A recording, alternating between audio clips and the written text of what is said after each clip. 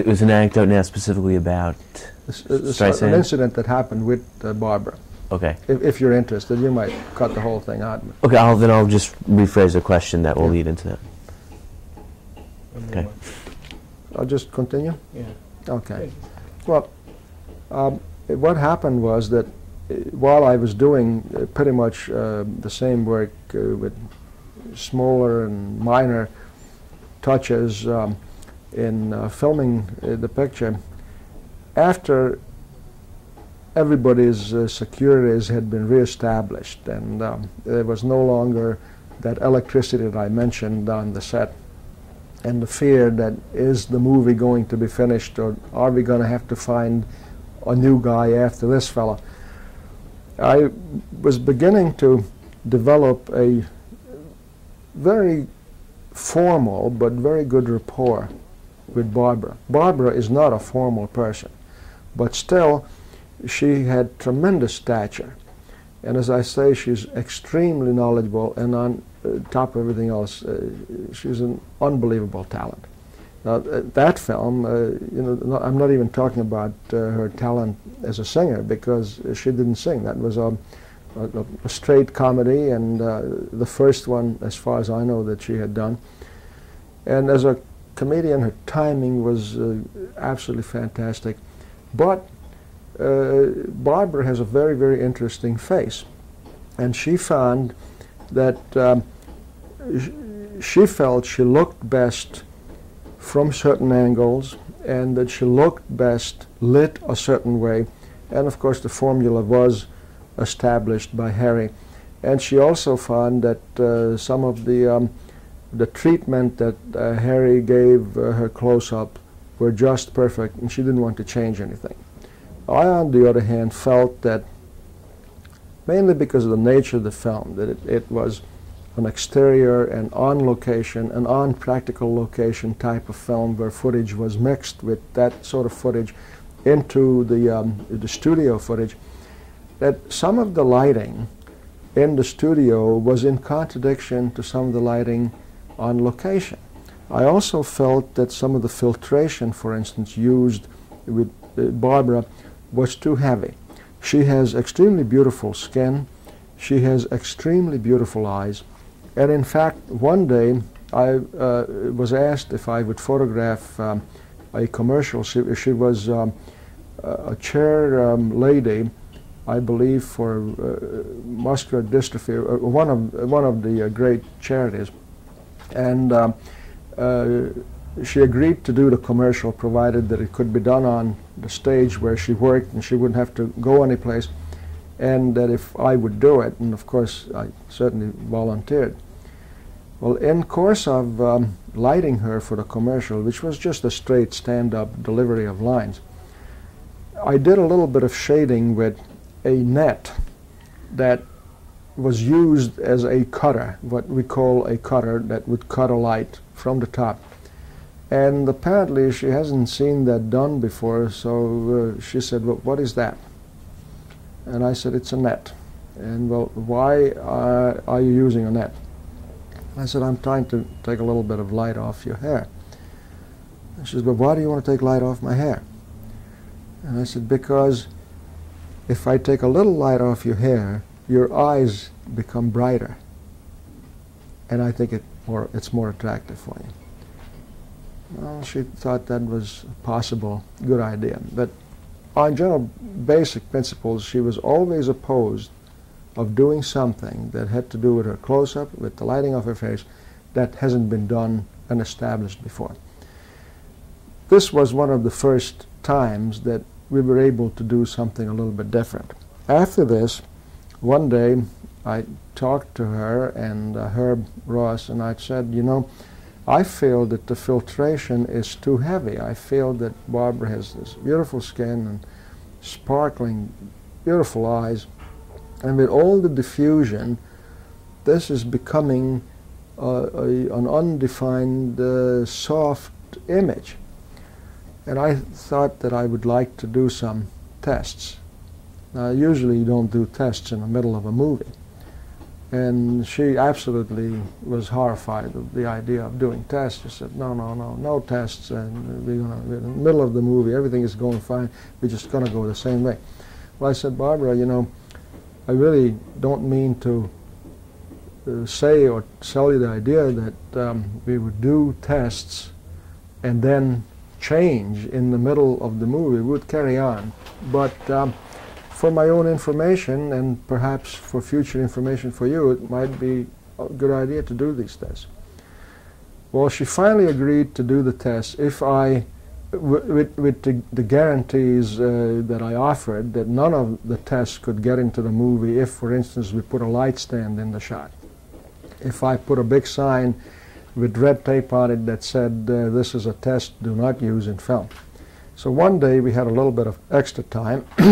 The schedule on that film had no pressures really. And we thought that we would do a test on the same set where we shot the scene which was already in the can. And we did a long shot, and we did a medium shot, and we did a close-up of it.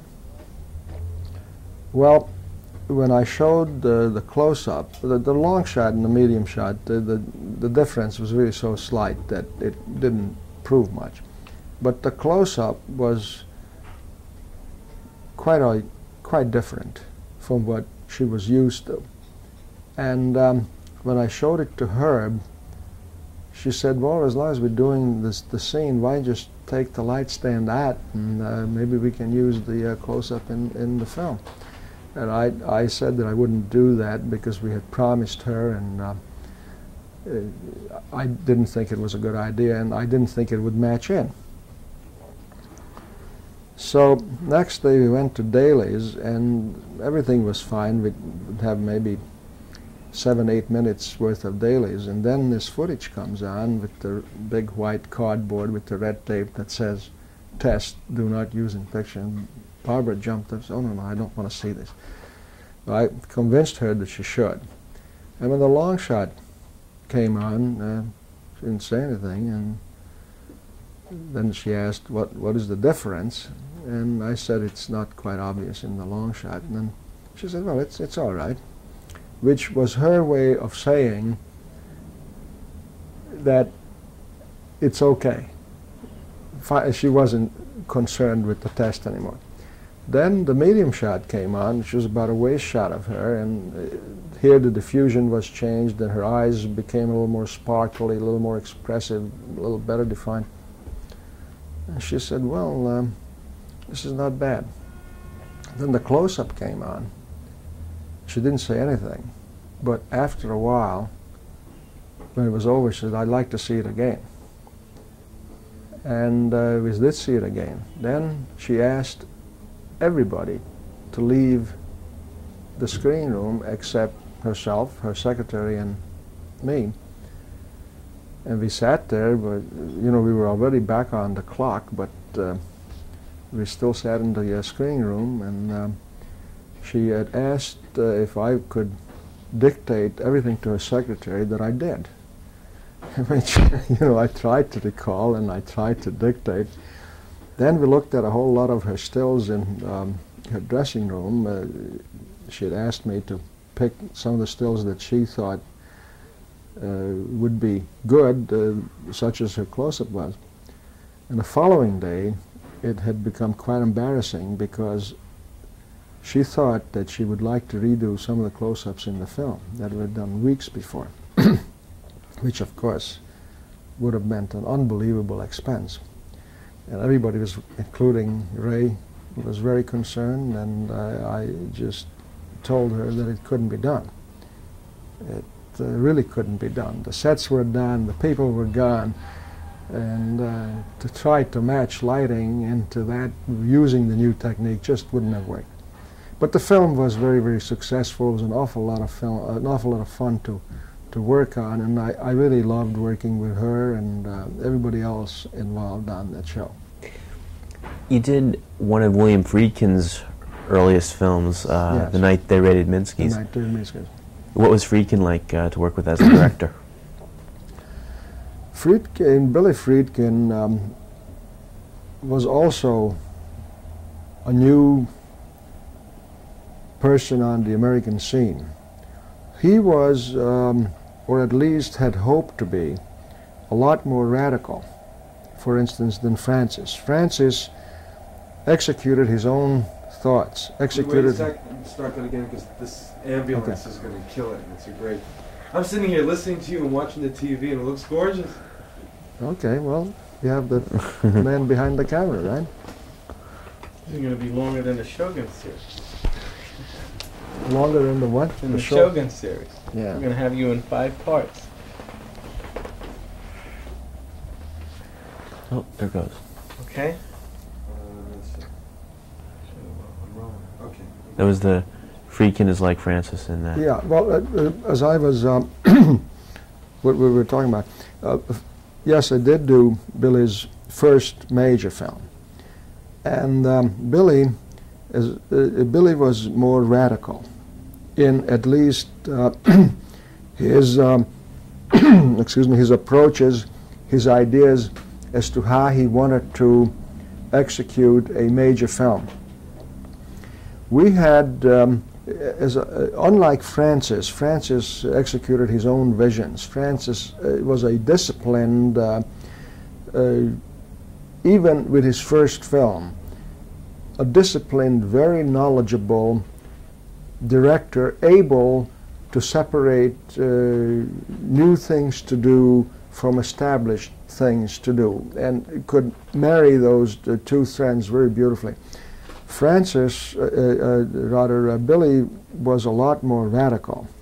For instance, here was a motion picture which, for its day, was considered a very high budget film that had an unbelievably large cast of star-level performers that had huge sets.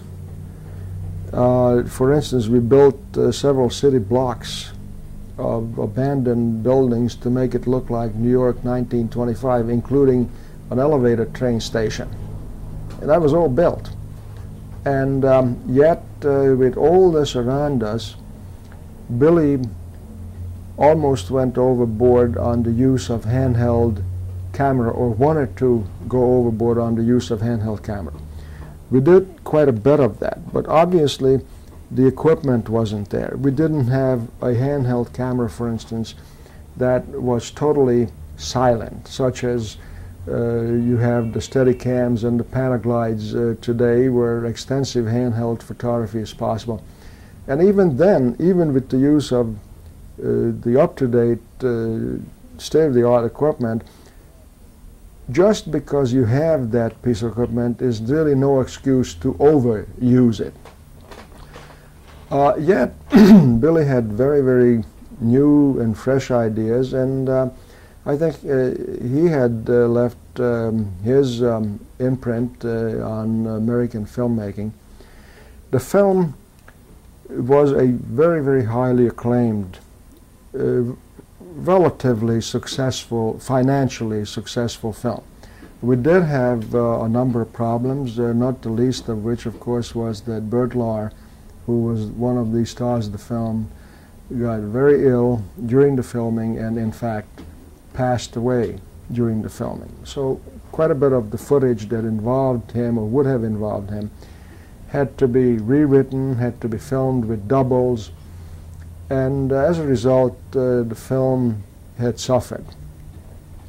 Still, as far as photographic style is concerned, the film was one of the best indications of good photographic style, or interesting or new photographic style, is that very shortly after the film came out, a whole lot of television commercials, for instance, imitated the photographic style and the contents and overall style of that film.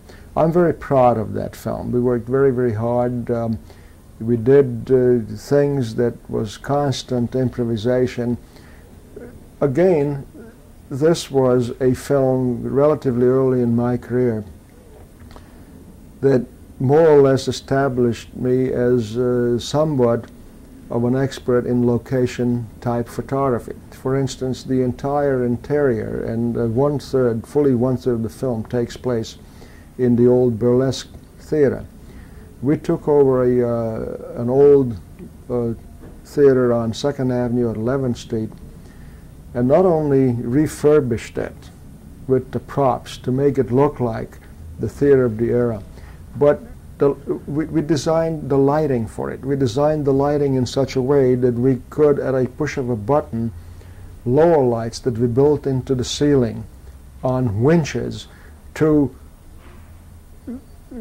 create the lighting of a certain type of situation within the theater. For instance, we had what we called the 3 different audiences. We had the afternoon audiences where the audience was, they had maybe 15, 20 people, most of them asleep, and the lights weren't on because it just didn't pay for the management to put any house lights on. Then we had the evening audience, and then we had the big audience, which was the black tie audience for Mademoiselle Fifi's big midnight performance, which is when the theater got raided. So all this lighting, for instance, was worked out ahead of time. And because it wasn't on a sound stage, we had to design lighting, and we had to build some of this equipment prior to filming. We had 5 weeks of preparation on a film, on that particular film, at a time when most films would have considered 3 weeks of preparation too long. So we did a lot of innovations and a lot of new things in way of using filters, in way of using colors. Everything by design inside the theater was on the warm side. And we had photographed films that way. We had gelled the lights to create that illusion. We filled up the theater with smoke every day, twice. We almost died, but we did it. Everything on the outside was photographed with a blue hue. And so all this was predetermined and thought out, and yet we were able to change and swing at the spur of the moment if and when something interesting happened. Andy, also during this period of the late 60s and early 70s, you did films like Poppy, Right. The Out-of-Towners, Lovers and Other Strangers, Right. all critically acclaimed films that did much for your career, and as you mentioned, kind of established your reputation as a location director. Right.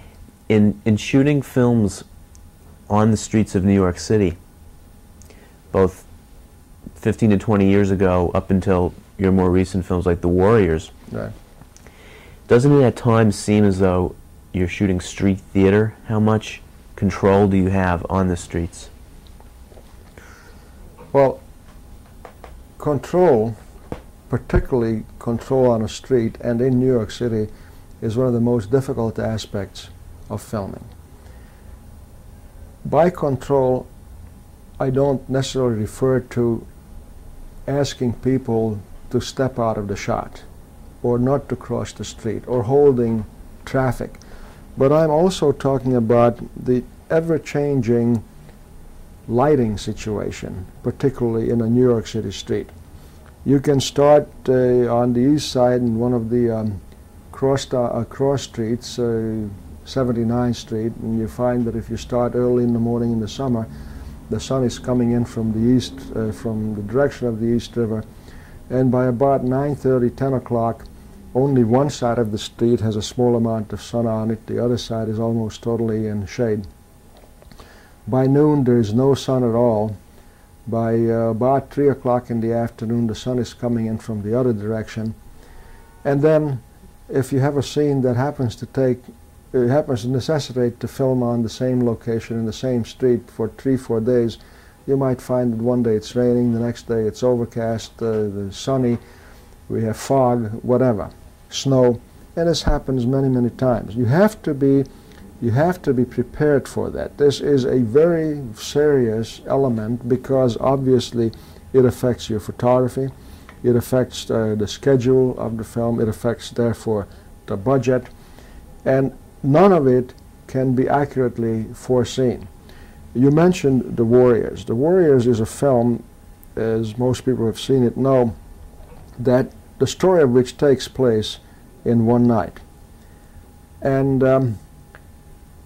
we knew that we were going to take the entire summer to film the story of that one night. Now, very early on in the schedule, during the preparation period, I had asked Walter Hill, the director and writer of the film, what happens if it rained during one of the nights when we were supposed to be filming? And that's a very valid question, of course, because particularly when you have to maintain that sort of continuity as far as the look is concerned, and you didn't have rain, one night of rain could actually close you down, stop the production, close you down, become terribly expensive. And every time that happens, even on the highest budget pictures, later on you have to pay for that by giving up something. Well, this was a big problem. Well, we decided that perhaps early in the film we should introduce a tremendous shower, a thunderstorm that can so easily happen in New York on a summer night. And from then on we would wet the streets down, which of course would establish the continuity, at the same time add certain dimension to the look of the film photographically. And if we found that one night it was going to rain again, we had the excuse of perhaps stopping if the rain was very, very heavy until the rain stopped and then go back to work. So if you recall, right after the initial opening of the film, what we call the big conclave scene where all the gang members have met, and then of course Cyrus gets shot and the whole thing is busted up by the police, and our gang, the warriors, manage to escape into this cemetery. Just as they leave the cemetery, we introduced this big downpour. This is part of control. This is what comes out of the fact that a person like myself over the years learns to forecast some of these possibilities that can happen on studio type, on location type motion pictures. I don't want to, if I just go off on a side tangent here for a second, I don't want to emphasize the fact that I am, quote unquote,